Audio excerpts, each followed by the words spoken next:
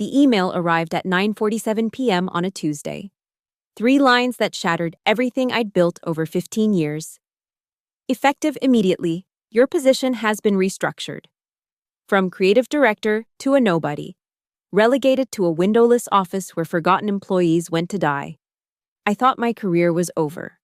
But sometimes, the deepest wounds forge the sharpest weapons. When a rival corporation called 6 months later, desperate to save their $500 million brand from collapse, they didn't know they were handing me the perfect instrument for revenge. They didn't know what I'd become in that darkness.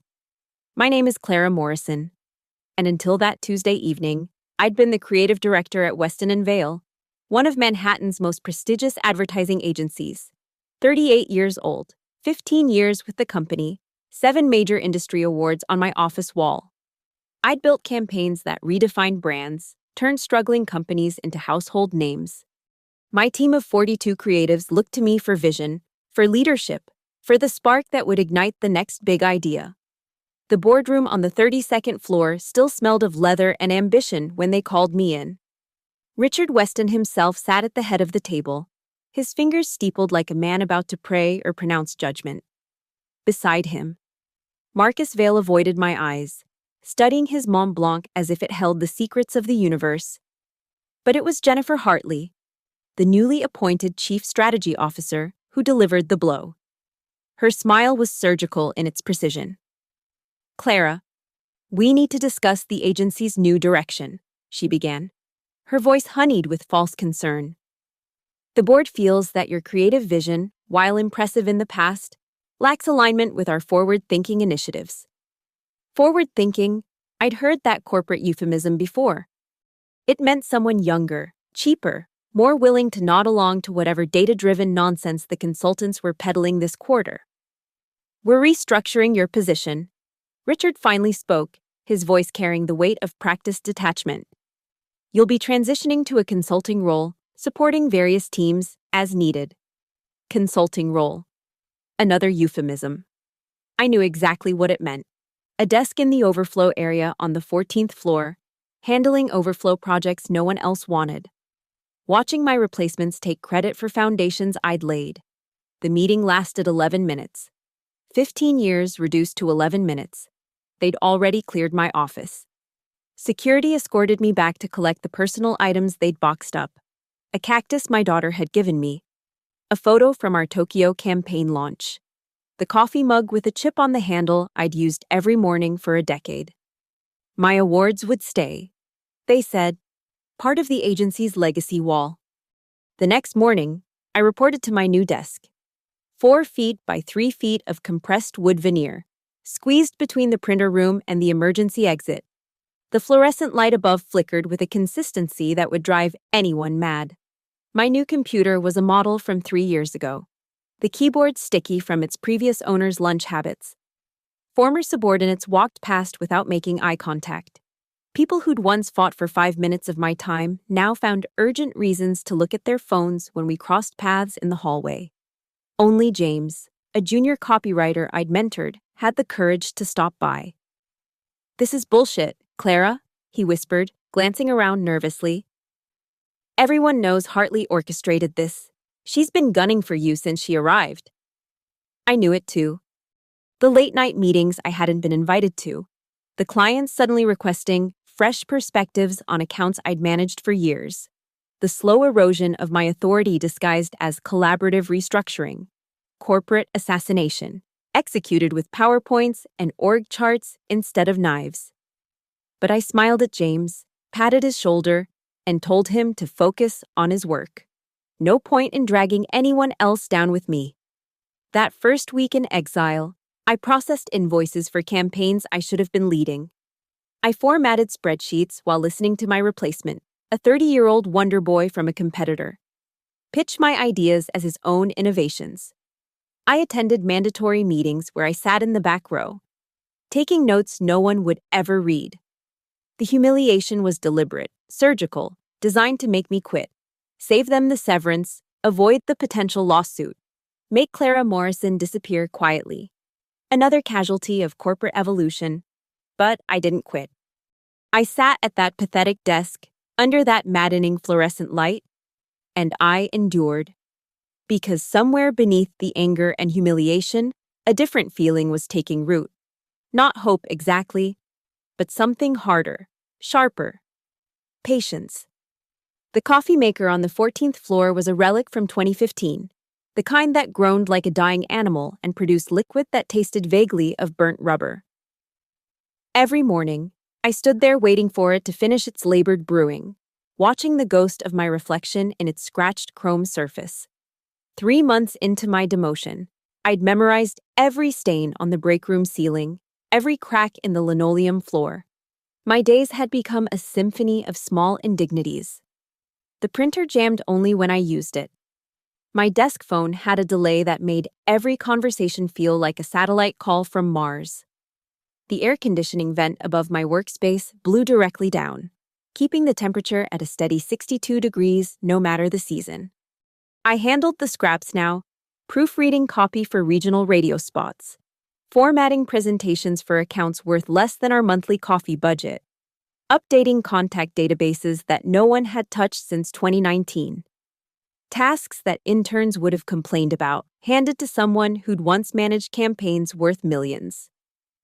"Morrison, need you to review these banner ad specs," Derek Turner would say, dropping folders on my desk without looking at me.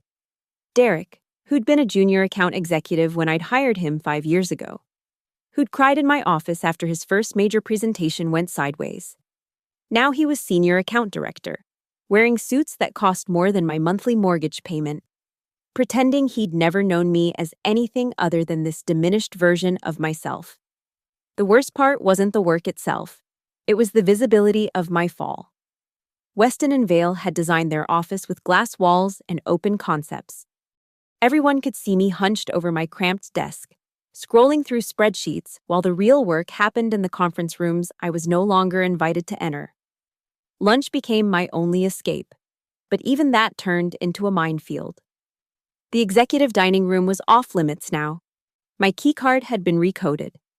The main cafeteria meant running into former team members who'd scatter like startled birds when I approached. So I ate at my desk, takeout containers piling up in the waste bin, the smell of pad thai mixing with printer toner. My family noticed the change before I admitted it to myself.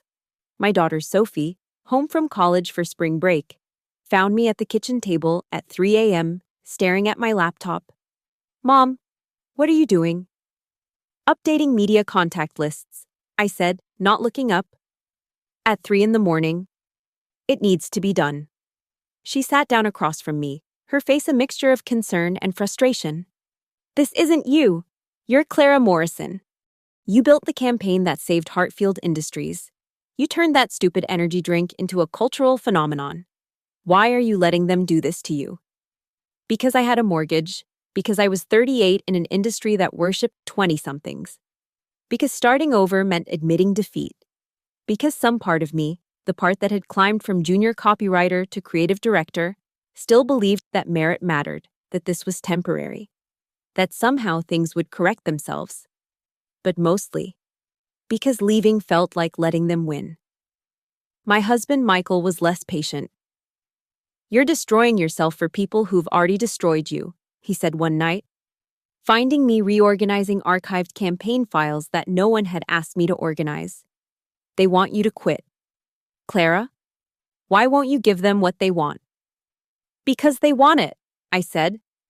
The physical office wasn't the only place I'd been erased. My company email had been moved to a subdomain. My name had been removed from the company website's leadership page. When industry publications mentioned Weston and Vale's recent successes, my contributions had been edited out of the narrative. 15 years of work, slowly being deleted like I'd never existed.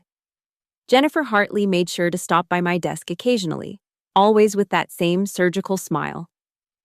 "How are you adjusting to your new role, Clara? I hope you're finding it suitable." "It's been educational," I'd reply, my voice neutral as Switzerland. "Good, good.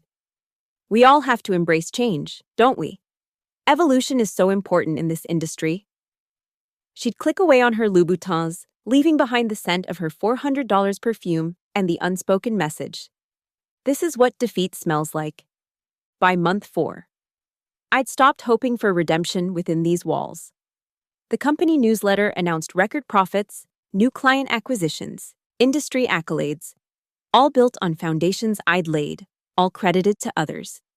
I sat at my desk, formatting another mindless spreadsheet, listening to the fluorescent light's incessant buzz, and felt something inside me finally break. Not my spirit, though. Something else. Perhaps it was the last thread of loyalty to a company that had discarded me like obsolete software. Or maybe it was the naive belief that corporations had souls. Whatever it was, its breaking freed something else, something that had been waiting patiently in the darkness of my demotion. The hunger for something more than survival, the appetite for revenge. The call came on a Thursday evening in late July. I was alone in the office, reconciling expense reports from 2018 that someone had suddenly decided were urgent. My personal phone vibrated against the desk. The number blocked. Clara Morrison. The voice was male, professionally neutral, giving nothing away. Who is this? My name is Vincent Zhao. I represent Orion Global's Executive Search Committee. We'd like to discuss an opportunity with you. Privately. Orion Global. Even from my dungeon on the 14th floor, I knew they were hemorrhaging money. Their lifestyle brand division, a $500 million portfolio of luxury goods, fashion, and consumer electronics, was in free fall. 3 CEOs in 2 years. Stock price down 40%. The business press was calling it a slow-motion catastrophe. I'm flattered, Mr. Zhao, but I'm currently employed at... We know exactly where you're employed, Ms. Morrison, and more importantly, we know where you're not employed, where you should be employed. The precision of his words made me sit up straighter. We've been watching your situation with interest. Weston & Vale's loss could be our salvation. Would you be willing to meet? Discreetly, of course. The meeting was set for Saturday afternoon at the St. Regis, in a private suite that probably cost more per night than my new monthly salary. Vincent Zhao turned out to be a compact man with eyes that missed nothing, accompanied by 2 others, Margaret Winters, Orion's chief marketing officer, and a younger man who introduced himself only as Daniel. We'll be direct, Margaret began, sliding a portfolio across the marble coffee table. Our lifestyle division is dying. We've tried everything, new campaigns, celebrity endorsements, digital pivots. Nothing works. We need someone who understands resurrection. I opened the portfolio. The numbers were worse than the press reported. Market share evaporating. Brand perception in ruins. Customer loyalty non-existent. You want a miracle, I said. We want Clara Morrison, Vincent replied. The real Clara Morrison, not whatever they've turned you into at Weston & Vale. How do you... We have our sources. Daniel spoke for the first time. We know about the Hartfield turnaround, the Velocity energy drink phenomenon, the Tokyo expansion that everyone said was impossible. All you, Margaret leaned forward. We also know about your current situation, the demotion, the humiliation, the systematic erasure of your contributions. Corporate intelligence is a wonderful thing, Vincent added with a smile that wasn't entirely friendly. We know Jennifer Hartley orchestrated your downfall. We know she's now taking credit for campaigns you designed. We know Weston & Vale is vulnerable in ways they don't even realize yet. The room fell silent. Outside, Manhattan hummed its eternal song of ambition and avarice. What exactly are you offering? I asked. Chief Creative Officer of Orion Global's Lifestyle Division, full autonomy. Your own team. Build it however you want. Budget of $50 million for the first year. And, Vincent paused for effect. Equity stakes tied to performance. Save the division, and you'll never need to work again. And if I fail? Then we're no worse off than we are now. Margaret said, but you won't fail. Not with what's motivating you. Which is? Daniel smiled for the first time. The opportunity to destroy the people who tried to destroy you, legally, professionally, completely. They knew. Of course they knew. This wasn't just about saving their brand. It was about weaponizing my hunger for revenge. Weston and Vale handles 3 of your competitors' accounts, Vincent said, pulling out another folder. Combined worth, $200 million annually. Those accounts are vulnerable. Their recent campaigns have been uninspired. Jennifer Hartley's data-driven approach is failing, though they haven't admitted it yet. You want me to take their clients? We want you to take everything, Margaret said quietly. Their clients, their reputation, their market position. We want you to do to them what they tried to do to you. Except, you'll succeed. The offer was Faustian in its elegance. They were handing me not just a ladder out of hell, but a flamethrower to use on the way up. I need to think about it, I said, though we all knew I'd already decided. Take the weekend. Vincent stood, smoothing his suit. But Ms. Morrison, this offer expires Monday morning. After that, we move on to other candidates. Lesser candidates, but candidates nonetheless. That night, I sat in my home office, staring at the ceiling. Michael was asleep. Sophie was back at college. The house was quiet except for the grandfather clock in the hallway, marking time with mechanical persistence. I thought about my desk on the 14th floor, the flickering fluorescent light, the broken coffee maker, Jennifer Hartley's surgical smile, the awards on the legacy wall that bore my fingerprints but not my name.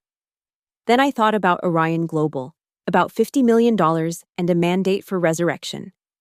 About looking Jennifer Hartley in the eye not as a demoted has-been, but as a competitor with nuclear weapons. I pulled out my laptop and began typing. Not a resignation letter, that would come Monday, but something else. A list of names, people I'd worked with over the years, brilliant minds that had been overlooked, discarded, or destroyed by corporate politics. People hungry for a second chance. People like me, waiting in the shadows for someone to hand them a match.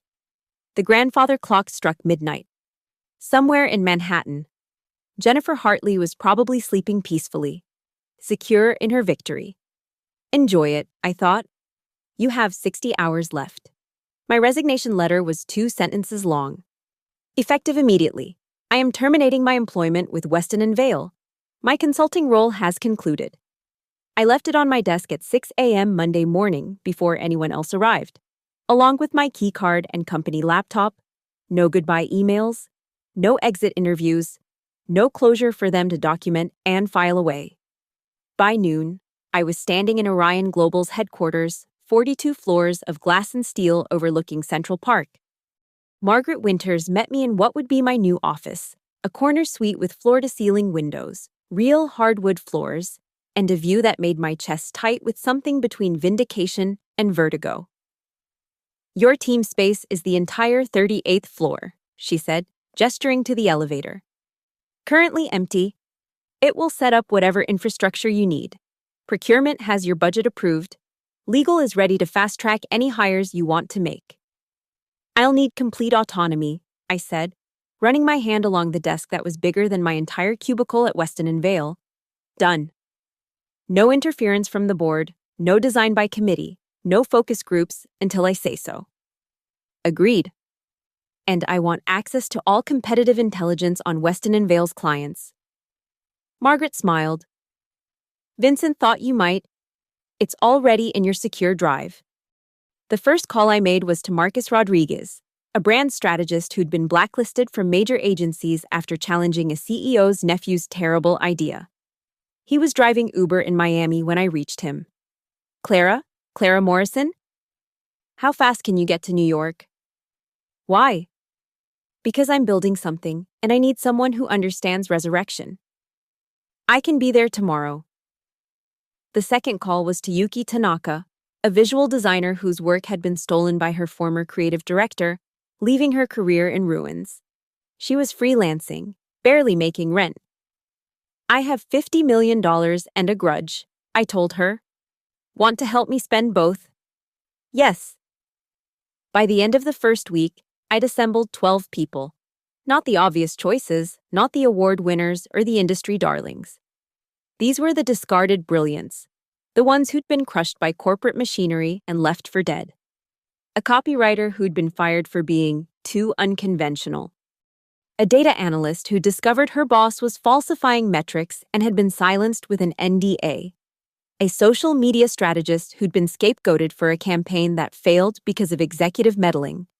We called ourselves the Resurrection Team, though never in official documents. Why us? Marcus asked during our first full team meeting.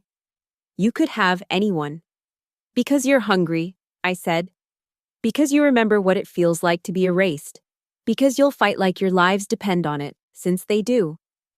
The first month was brutal. 18-hour days dissecting Orion's failed strategies, understanding why the brand had become toxic. The previous teams had tried to polish the surface, but the rot went deeper. The products were solid, but the story was dead. The brand had no soul, no narrative that made people care. We're not selling products, I told the team during a 2 a.m. strategy session. Empty coffee cups creating a fortress around us. We're selling redemption. Second chances. The idea that falling isn't the end.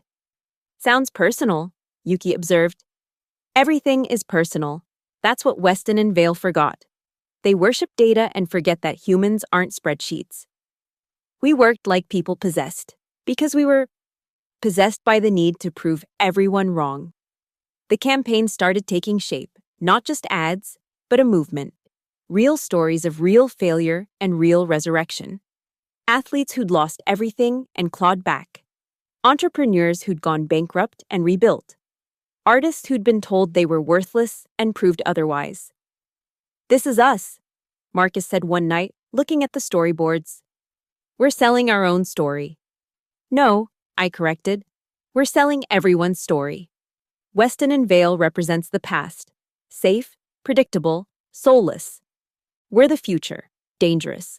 Authentic. Alive. 6 weeks in, we were ready for our first test. A soft launch in 3 markets, targeting demographics that Weston and Vale considered their strongholds. Young professionals who valued authenticity over polish. Creative class consumers who'd grown tired of being talked down to. The night before launch, I couldn't sleep. I stood in my office, looking out at the city lights, and thought about Jennifer Hartley. She probably didn't even know I'd left yet. The bureaucracy at Weston and Vale meant my resignation would take weeks to filter up to her level. My phone buzzed. A text from James, my former junior copywriter. Holy shit, Clara, is this you? He'd attached a link to an industry blog that had somehow gotten wind of my move. The headline read, Former Weston and Vale creative director joins Orion Global in surprise move. Within hours, my LinkedIn was exploding. Messages from former colleagues, competitors, clients. The news was out. Clara Morrison wasn't dead after all. But the real satisfaction came from an unexpected source. An email from Richard Weston himself, sent at 11:47 p.m. Clara, I've just learned of your departure. This seems precipitous. Perhaps we should discuss your future at W&V. I'm certain we can find a more suitable arrangement. Too late. Richard. Far too late. I deleted the email without responding and went back to work. The war hadn't started yet. That would come with tomorrow's launch. But for the first time in months, I felt the weight lifting from my shoulders. I wasn't at a cramped desk on the 14th floor anymore. I wasn't formatting spreadsheets or being ignored in hallways. I was Clara Morrison again. And I was just getting started. The campaign launched at midnight on a Tuesday. Rise from ruins. 3 words that would either resurrect Orion Global or bury it completely. Within 6 hours, the hashtag was trending. Within 12, we'd garnered 14 million impressions. Within 24, Jennifer Hartley knew exactly who was behind it. The first phase was digital guerrilla warfare. We didn't buy traditional ad space, that was Weston and Vale's game. Instead, we created moments. A flash mob in Times Square where 100 people simultaneously shattered mirrors, then rebuilt them into a massive Orion logo. A viral video of a ballet dancer performing on the ruins of her former studio, destroyed by corporate development, wearing Orion athletic wear. Street art in 12 cities that appeared overnight. Beautiful, haunting murals of phoenixes rising from corporate graveyards. "This is insane," Marcus said, watching the real-time analytics. "We're outperforming campaigns with 10 times our spend." "Because we're not selling anything," I replied. "We're starting a conversation about what happens after failure. Weston and Vale sell success. We're selling survival." The traditional media noticed within a week. Forbes, Adweek, Business Insider, they all wanted to know how a dying brand had suddenly found its pulse. I gave exactly 3 interviews, carefully choreographed to send specific messages. Orion Global isn't competing with anyone, I told the Wall Street Journal, knowing Jennifer would read it. "We're simply telling stories that matter. If other agencies have forgotten how to do that, perhaps they should examine their leadership." Weston and Vale's response was predictable.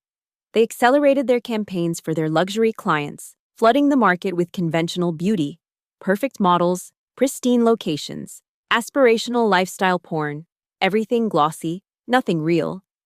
Jennifer appeared on a podcast talking about data-driven creative excellence and the evolution beyond emotional manipulation. "She's scared," Yuki observed, showing me the podcast metrics. "Downloads are weak, engagement is worse, she's talking to an echo chamber."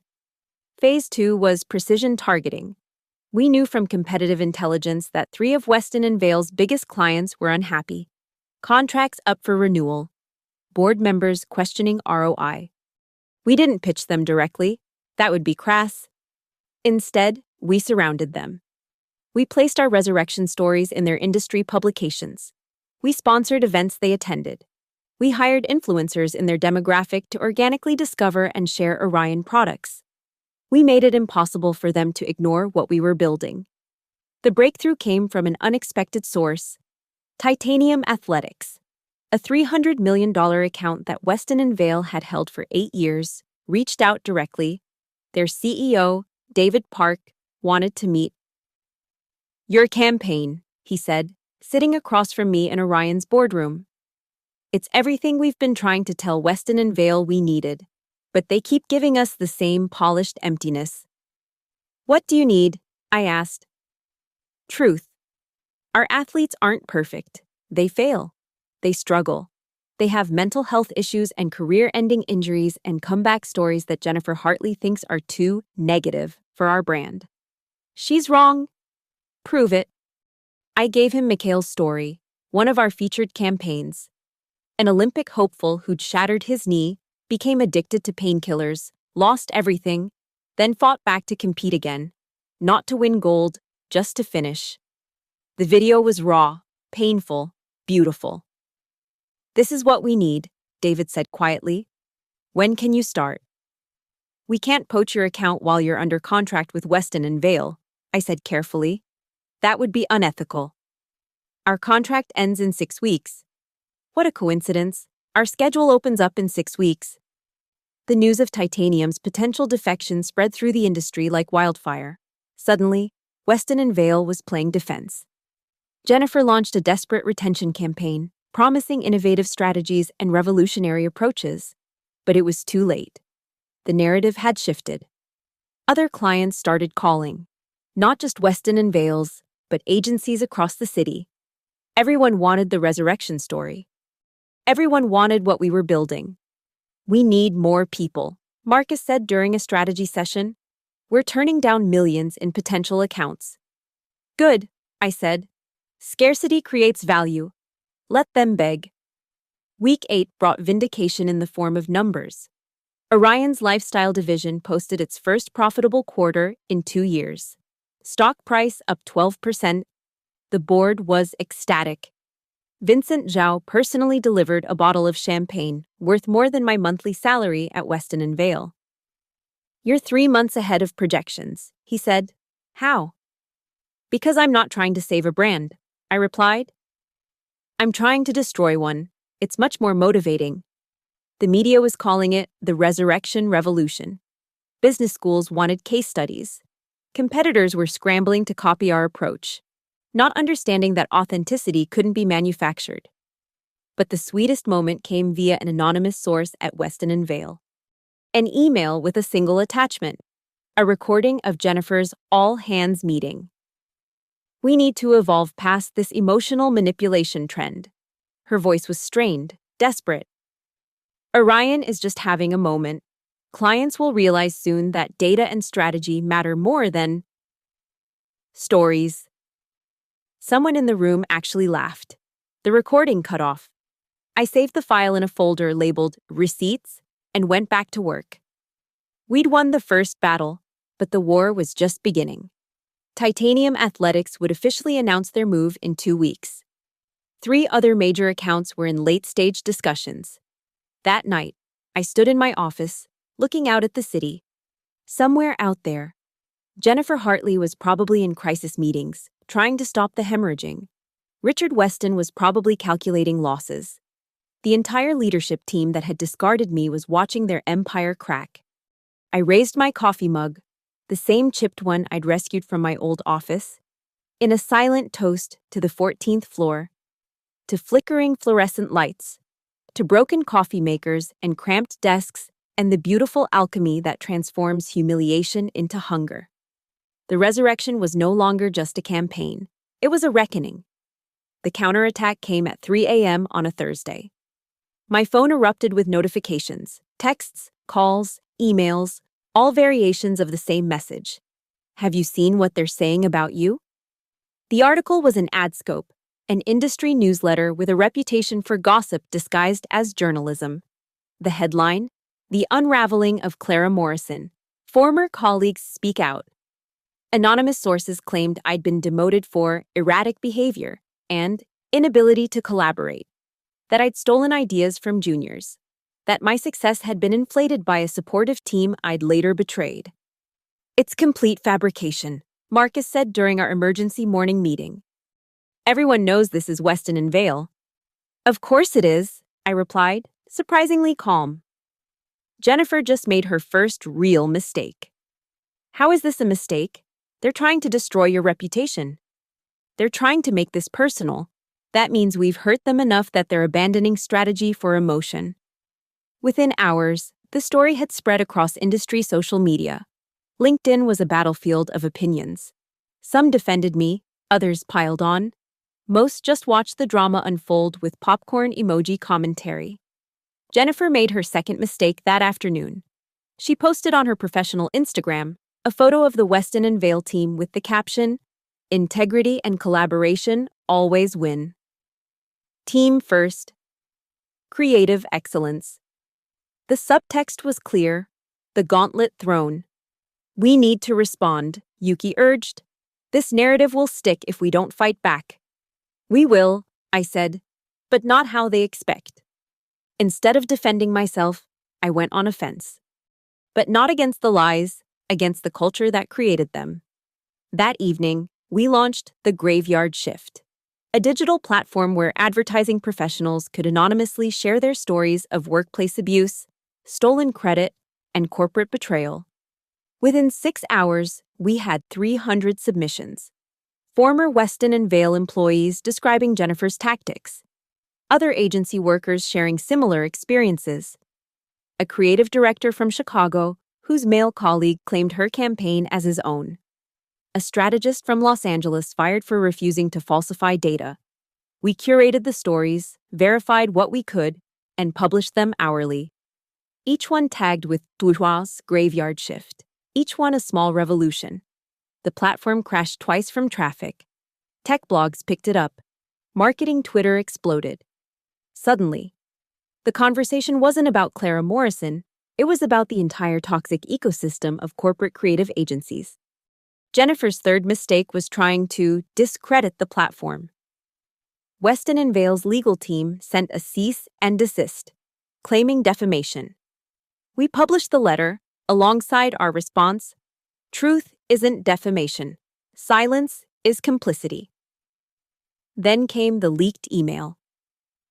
Someone inside Weston and Vale, I never found out who, forwarded me Jennifer's message to the leadership team. "We need to bury Morrison and this platform. Use whatever connections necessary. This ends now." I sat on it for 12 hours, letting Jennifer think she was safe. Then, at peak social media engagement time, 2 p.m. Eastern, I posted it myself. No commentary. Just the screenshot. The response was nuclear. Clients started asking questions. The press smelled blood. 3 major brands postponed their contract renewals with Weston and Vail, pending review of corporate culture alignment. But Jennifer wasn't done. The next wave was more sophisticated. A coordinated whisper campaign questioning Orion Global's resurrection campaign authenticity. Suggestions that our comeback stories were fabricated, that we were exploiting trauma for profit. This time, I didn't have to respond. The featured athletes and artists from our campaigns did it themselves. Mikhail posted a video showing his medical records, his rehabilitation footage, his story in painful detail. Nobody exploited me, he said directly to the camera. Clara Morrison gave me a platform to own my truth. What has Weston and Vail ever given anyone except lies? The tide turned decisively when David Park, CEO of Titanium Athletics, broke protocol. 2 weeks before the contract announcement, he went on Bloomberg Business and was asked about the agency drama. "I'll tell you what I know," he said. "Weston and Vail spent 8 years telling us what our brand should be. Clara Morrison spent 8 weeks showing us what it could be. We're not choosing an agency. We're choosing authenticity over artifice." Jennifer's final desperate move was a hastily assembled press conference. She stood at a podium, perfectly styled, talking about maintaining professional standards and rising above petty conflicts. She never mentioned my name, but everyone knew. "We at Weston and Vail believe in letting our work speak for itself," she said. "We don't need to tear others down to build ourselves up." The irony was so thick you could package it and sell it. That night, my phone rang. Richard Weston himself. "This needs to stop, Clara." "What needs to stop, Richard?" "This war. It's damaging both our companies. Your company started this war when you let Jennifer destroy me. I'm just finishing it. What do you want? An apology? Your old job back?" I laughed. Actually laughed. "Richard, I don't want anything from you anymore. That's what terrifies you, isn't it? That I've moved beyond wanting your validation or your position or your approval. I just want to win. Everyone loses in a race to the bottom, Clara. Then it's fortunate I'm racing to the top. Over your corpse, if necessary." He hung up. The next morning, 2 more Weston and Vail clients announced they were exploring options. Jennifer's Instagram went private. The industry newsletter that had published the hit piece against me issued a quiet retraction. Buried on page 6. Marcus found me in my office at midnight, staring at the war room wall where we tracked everything: campaigns, metrics, competitor movements. "You know we've already won, right?" he said. "They're in freefall. 3 clients gone, stock price dropping. Jennifer's probably updating her resume." "It's not enough," I said quietly. "Clara?" "They tried to erase me. Marcus, not just fire me, not just demote me, erase me, make me nothing. You don't come back from that with a partial victory. So what's the end game?" I turned to face him. "The end game is when Jennifer Hartley is sitting at a cramped desk on someone's 14th floor, listening to fluorescent lights flicker, wondering how she fell so far so fast. That's dark. That's justice." The war would continue. But tonight, for the first time in months, I'd sleep peacefully. Because Jennifer had made 3 crucial mistakes, and in corporate warfare, 3 strikes meant death. The hunter had become the hunted, and I was very, very good at hunting. The final blow came wrapped in an invitation. The Marketing Excellence Awards, the industry's most prestigious event, where Weston and Vail had won Agency of the Year 3 times running. This year, Orion Global was nominated for Campaign of the Year. So was Weston and Vail. We would compete on the same stage where, 2 years ago, I'd accepted an award for them that Jennifer now claimed as her own achievement.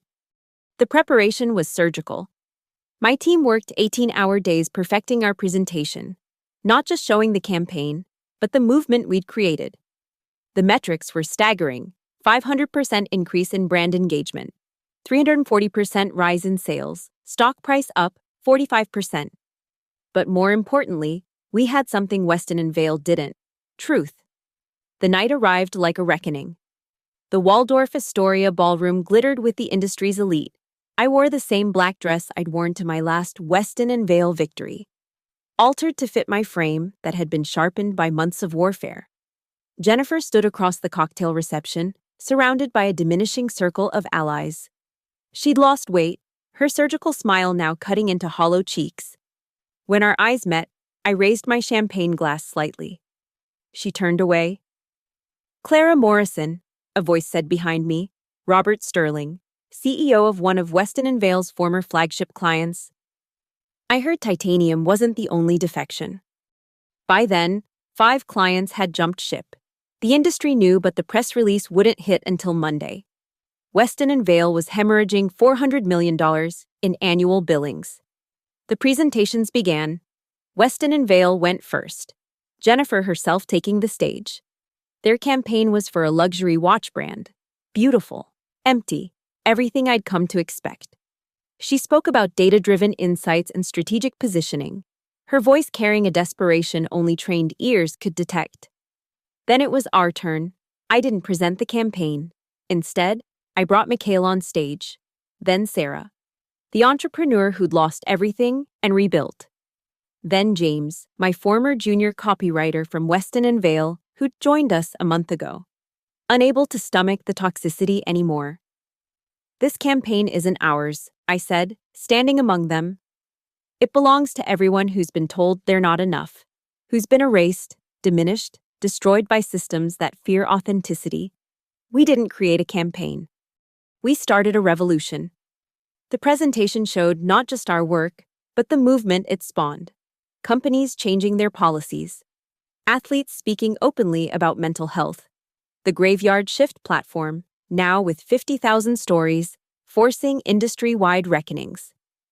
"Weston and Vale sells perfection," I concluded, looking directly at Jennifer. "We sell persistence. They sell the dream. We sell the morning after the nightmare, when you decide to get up anyway." The room erupted, standing ovation. Even some Weston and Vale employees were clapping until Jennifer's glare stopped them. During the break, Vincent Zhao pulled me aside. "Whatever happens with the award, you've already won something bigger." He was right, but I wanted both victories. The announcement came after dinner. "The award for Campaign of the Year goes to..." The pause felt eternal. "Orion Global, for the Resurrection Campaign." The moment crystallized, my team screaming, hugging, crying, the industry applauding, and Jennifer Hartley, sitting at the Weston and Vale table, her face a masterpiece of contained devastation. I took the stage, holding the award I should have been accepting for them years ago. "This industry almost killed me," I said, the room falling silent. 6 months ago, I sat at a broken desk on the 14th floor of an agency that had decided I was disposable, that my 15 years meant nothing, that my voice should be silenced. I found Jennifer's eyes in the crowd. But here's what I learned in that corporate grave. The only way to kill someone is if they agree to die. I didn't agree. My team didn't agree. And everyone who's been discarded, diminished, or destroyed, we don't agree. This award isn't mine. It's ours. Everyone who's been told they're too much or not enough, too unconventional, too emotional, too real. This is proof that the future doesn't belong to those who play it safe. It belongs to those who survive. I walked off stage to thunderous applause. But the real victory came in the quiet moments after. The Weston and Vale table was empty. They'd left during my speech. Jennifer's Instagram was deleted by morning. The trades reported she'd resigned to pursue other opportunities. Monday's news cycle was brutal. Weston and Vale loses 40% of revenue in mass client exodus. Jennifer Hartley steps down amid cultural crisis. Once mighty agency faces uncertain future. Richard Weston called me that afternoon. "Congratulations on your win, Clara." "Thank you, Richard." "I suppose you're satisfied now." "I suppose I am." "Jennifer is gone. The board is cleaning house. We're rebuilding." "Good luck with that." Clara. He paused. We made a mistake. I made a mistake. Yes, you did. For what it's worth, you were right. About everything. I know. He hung up. There was nothing left to say. That evening, my team gathered in our office. Champagne flowed. War stories were shared. But I found myself alone by the window, looking out at the city lights. Marcus joined me. You did it. Complete annihilation. Yeah. So why don't you look happy? I thought about Jennifer, probably in her apartment, scrolling through job listings. About Weston and Vale, scrambling to survive. About the months of warfare, the energy spent on destruction rather than pure creation. Because revenge tastes exactly how you'd expect, I said. Like ashes and vindication mixed together. Satisfying and empty at the same time. Was it worth it? I looked at my team.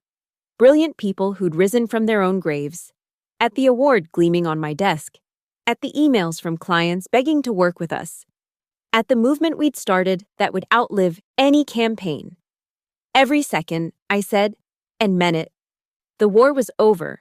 I'd won everything I'd wanted and lost things I hadn't known I was wagering. But that's the price of resurrection. You don't come back as the same person who died. You come back as someone much more dangerous. Someone who knows exactly what they're capable of when pushed past breaking. Someone who will never, ever sit at a desk on the 14th floor again. 6 months after the award ceremony, I sat in my office watching the sun set over Manhattan. The champagne had long gone flat. The congratulations had faded to echoes. The war was over, and I was left with the strange silence that follows victory. Orion Global's lifestyle division was now valued at $1.2 billion. My equity stake meant I'd never need to work again. The resurrection campaign had become a Harvard Business School case study. Jennifer Hartley had disappeared completely from the industry. LinkedIn profile deleted. No forwarding address. Last I heard, she was working at a small consultancy in Portland, managing accounts for local businesses. Weston and Vale still existed, technically. They'd merged with a smaller agency, moved to cheaper offices in Newark. Richard Weston retired quietly. The 14th floor where I'd been exiled was now a storage area. Fitting. A knock interrupted my thoughts. Sophie, my daughter, stood in the doorway. She'd graduated and joined a nonprofit, refusing my offer to help her get a position at any agency she wanted. Mom, you coming to dinner? In a minute. She walked in, perched on my desk like she used to when she was little, visiting me in my old office when I was just a junior copywriter with big dreams. Do you ever think about them? She asked. The people from before? Sometimes. Do you feel bad about what happened to them? I considered lying, giving her the answer that would make me seem noble. But she deserved truth. No, I said. They made their choices. Every humiliation they inflicted, every moment they tried to erase me, those were choices. I just made better ones. But you're different now, harder. I'm alive. In this industry, that's the only victory that matters. She studied me with eyes that saw too much. Was it worth it, really? I looked around my office, the awards, the framed articles, the evidence of triumph. Then I looked at my reflection in the darkened window. The woman staring back had won everything she'd wanted, but she wasn't the same woman who'd been destroyed on that Tuesday night 2 years ago. That Clara Morrison had believed in fairness, in merit, in the eventual triumph of good work over corporate politics. This Clara Morrison knew better. You know what I learned? I finally said. There's no justice in corporate America. There's no karma. There's no cosmic balancing of scales. There's just power, those who have it and those who don't. I spent 15 years believing that good work would speak for itself. Then I spent 6 months learning that the only language power understands is power itself. That's dark. Mom. That's true. Sophie. We sat in silence, watching the city lights flicker on like small fires in the darkness. Somewhere out there, Another creative director was probably being destroyed in a conference room. Another talented person was being erased to make room for someone's nephew or mistress or political ally. The machine ground on, indifferent to individual suffering. My phone buzzed. Another interview request. Another agency wanting to poach me. Another opportunity to wage war. I declined them all now. The hunger for revenge had been satisfied, leaving behind something else. Not peace, exactly, but a kind of armed neutrality with the world. Come on, I said, standing. Your father's probably burned dinner by now. As we walked to the elevator, I passed the wall where we'd planned the war against Weston and Vale. The strategies and counter-strategies had been replaced with new campaigns, positive ones, building rather than destroying. The resurrection team had evolved into something better, creators rather than warriors. In the elevator, Sophie took my hand. I'm proud of you, Mom. Not for the revenge stuff, but for surviving, for getting back up. That's all any of us can do, I said. Get back up, again and again, until our enemies get tired of knocking us down. The elevator doors opened to the lobby where 2 years ago I would have been invisible, another corporate casualty shuffling through marble halls. Now, security guards nodded respectfully. The night cleaning crew knew my name. Victory had its privileges. Outside, Manhattan roared its eternal song. Taxis honked, sirens wailed. 8 million souls climbing their own ladders, fighting their own wars, nursing their own wounds. I'd won my battle. But the war, the endless grinding war of ambition against exploitation, of talent against politics, of truth against power, that war continued. I looked up at the towers stretching toward the dark sky, each window a small battlefield, each floor a potential 14th floor where someone's dreams were being methodically destroyed. Then I turned away and walked toward dinner with my family. Behind me, Orion Global's logo blazed against the night, a phoenix rising from abstract flames. It was a bit on the nose, perhaps, but that's what made it perfect. Sometimes the best revenge isn't subtle. Sometimes it's a blazing sign 42 stories high that says, I survived, I won, I remember everything. In the end, that's all any of us can do. Remember everything, use it as fuel, and never, ever, ever sit quietly at a desk on the 14th floor, listening to fluorescent lights flicker, believing that dignity in defeat is better than the sweet, scorching taste of revenge. Because it isn't. It never was. Thank you for listening to this story of corporate revenge and resurrection. I'd love to know where you're listening from. Leave a comment below and let's connect. If this story resonated with you, please subscribe to the channel and share your own thoughts about workplace justice, second chances, or your own experiences with corporate politics. Your stories matter, and sometimes sharing them is the first step toward your own resurrection.